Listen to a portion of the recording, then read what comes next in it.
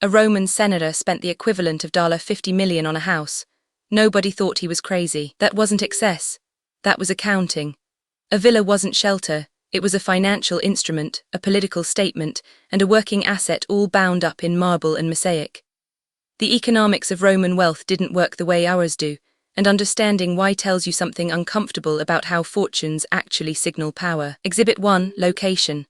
A villa in the Bay of Naples cost 3 to 5 times more per square foot than identical construction in rural Campania. The difference wasn't the building. It was the zip code. Wealthy Romans understood what Manhattan real estate brokers would rediscover 2 millennia later: proximity to power compounds value. But here's where it gets interesting. That premium wasn't just about views, it was about visibility. A senator's villa on the coast became a permanent advertisement. Clients, rivals, and the emperor himself could see what you owned. In a society where reputation was tradable currency, your house was your balance sheet made public. Exhibit 2, the atrium. The central courtyard of a Roman villa served zero practical purpose in the climate of Italy.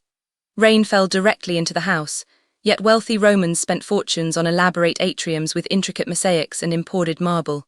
Why? Because guests had to pass through it. The atrium was theatre. The layout wasn't accidental. The master of the house positioned himself at the far end of the atrium, forcing visitors to walk the full length before they could address him. Every step was calibrated. The longer the walk, the more impressive the display, the more power accrued to the man at the end. Exhibit 3, Materials. A villa owner could have built with local stone. Cheaper, faster, perfectly functional. Instead, they imported marble from Numidia, granite from Egypt, porphyry from the Red Sea. Transport costs alone ran into the tens of thousands of sesterces. Nobody in this story is stupid, look at what they were paying for. The material itself was the message. Imported marble proved you had access to imperial trade routes, enough wealth to absorb shipping risk, and enough status that the investment paid off in social currency. A local stone villa said, "I have money." A marble villa said, "I have power." Exhibit 4, the labor itself. A major villa required hundreds of workers: stonemasons, plasterers, decorators, engineers managing aqueducts and heating systems. The construction employed craftspeople for years. That wasn't a bug. That was the point. Visible, prolonged construction announced to the entire region that you had capital to burn. A villa under construction was a billboard. Every passerby knew someone was spending serious money. Rivals watched. Clients took note.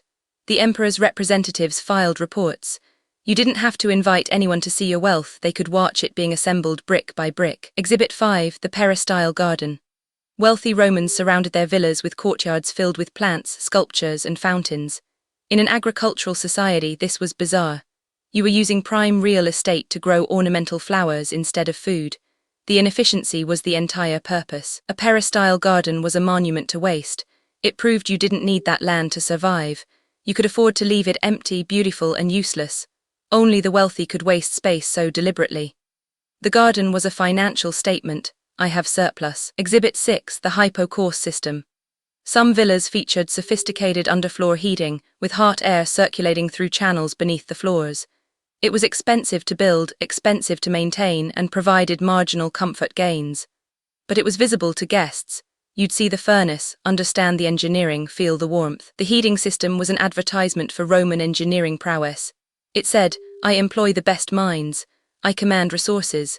I can make my home warmer than nature allows." In a pre-industrial society, that was a flex. Here's the pattern. Every expensive choice a Roman villa owner made served a dual function: practical utility and social signaling. But the signaling was often more important. They weren't just building homes. They were building arguments about their place in the hierarchy. The villa was a physical argument you could touch. When a rival senator visited, he wasn't just seeing a building. He was experiencing a demonstration of economic capacity, political access, and social standing.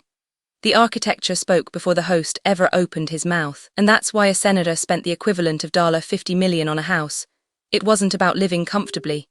Comfort was a secondary benefit. The villa was capital. It generated political authority, social status, and economic leverage. It was an investment that paid dividends in influence. The economics of luxury haven't changed as much as we think. The materials are different, the scale is different, but the underlying logic remains. Expensive things signal capacity. Capacity signals power.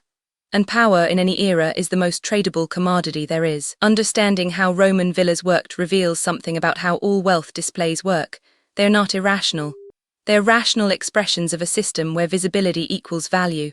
The villa wasn't a luxury purchase. It was a business decision. This video is for educational and informational purposes only and is not financial advice. Always do your own research. Subscribe for the economics behind how fortunes are built and spent. There's a new unsolved wealth mystery every week. This video is for educational and informational purposes only and is not financial advice. Always do your own research.